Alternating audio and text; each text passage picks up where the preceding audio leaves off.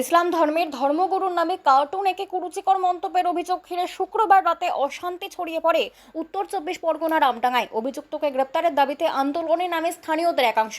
আমডাঙ্গার 34 নম্বর জাতীয় সড়ক আটকে চলে অবরোধ বিক্ষোভ। পুলিশ অবরোধ তুলতে গেলে উত্তেজনা চরমে পৌঁছয়। পুলিশের গাড়ি ভাঙচুরের অভিযোগ ওঠে। পুলিশকে লক্ষ্য করে ইট বৃষ্টিও চলতে থাকে। শেষমেশ বিশাল পুলিশ বাহিনী গিয়ে পরিস্থিতি সামাল দেয়। আমডাঙ্গার বিধায়ক রফিকুর রহমান থানার আইসির ভূমিকা নিয়ে প্রশ্ন তুলেছেন। পাশাপাশি আমডাঙ্গা থানার আইসির বিরুদ্ধে দুর্ব্যবহারেরও অভিযোগ তুলেছেন বিধায়ক। আইসির ব্যবহারে কি অসন্তুষ্ট হয়েছে? এই ঘটনা অনতি বিলম্বে বন্ধ হওয়া উচিত। কোনো ধর্মে বিবাদের কথা নেই, কোনো ধর্ম অশান্তির কথা বলে না, কোনো ধর্ম মানুষে বিভেদের কথা বলে না। কতজন যারা করছে তারা ধর্মীয় কাজ করছে। এই ধরনের পুলিশরা, এই বিধায়করাই উস্কানি দিয়ে যত গণ্ডগোলের ঝামেলার সৃষ্টি করে, এবং এটা মাথায় রাখতে হবে, সহিষ্ণুতা ভারতবর্ষের সংস্কৃতির অঙ্গ।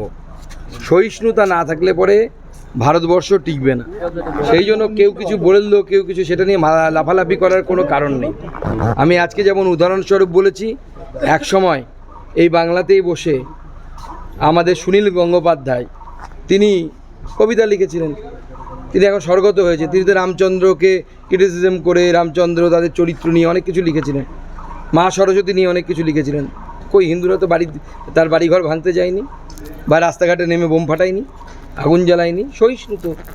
সহিষ্ণু বলেই 5000 বছরের বেশি সময় ধরে হিন্দু ধর্ম সংস্কৃতি টিকে আছে। সেজন্য সহিষ্ণুতা হচ্ছে ধর্মের অবশ্যই integral part of the religion. যদি কোনো ধর্মকে হাজার হাজার বছর টিকে থাকতে হয়, তাকে সহিষ্ণু হতে হবে। জঙ্গিপুরের ছায়া আমডাঙ্গাতে দেখা গেল যে একদম জঙ্গিপুরের যে মানসিকতা, সেই মানসিকতাই এখানে একই মানসিকতা আছে। সেই মানসিকতাই জম্মু কাশ্মীরে, জম্মু কাশ্মীর এবং আমডাঙ্গা সব একাকার হয়ে যাচ্ছে, এবং পুলিশকে আরও স্ট্রিক্ট অ্যাকশান নিতে হতো। এক দুটো গুলি চলতো, দেখতে সব ঠান্ডা হয়ে যেত, সব মস্তানি বিপ্লব সব বন্ধ হয়ে যেত। বাংলা খবর, আপনার রাজনীতি, আপনার আওয়াজ।